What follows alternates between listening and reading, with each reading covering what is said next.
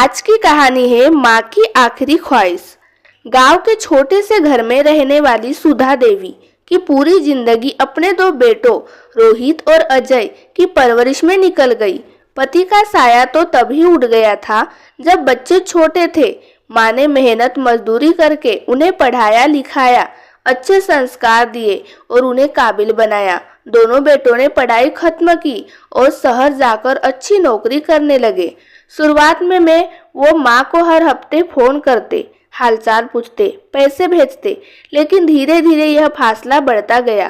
Phone कम हो गए, मिलने आना तो जैसे नामुमकिन ही हो गया।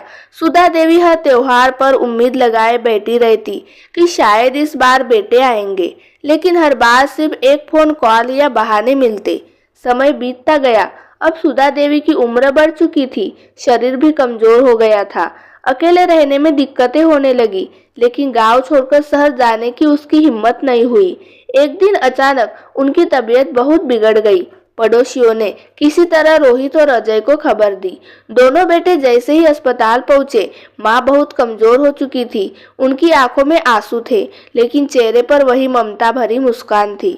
उन्होंने कांपते हाथों से रोहित और अजय के सिर पर हाथ फेरा और धीमी आवाज में कहा, बेटा मैं जानती हूँ कि तुम बहुत व्यस्त हो, लेकिन इतना भी मत भूल जाना कि तुम्हारी माँ अब भी इसी पुराने घर में तुम्हारा इंतजार करती है। यह कहते ही उनकी आंखें हमेशा के लिए बंद हो गई। रोहित और अजय की आंखों से आंसू रुकने का नाम नहीं ले रहे थे। उन्होंने माँ को सब कुछ दिया, लेकिन वह जो सबसे ज्यादा चाहती थी, बस कुछ समय अपने बेटों के साथ, वह उन्हें नहीं दे पाए। अब घर वही था, माँ की यादें भी थी, पर माँ खुद नहीं थी।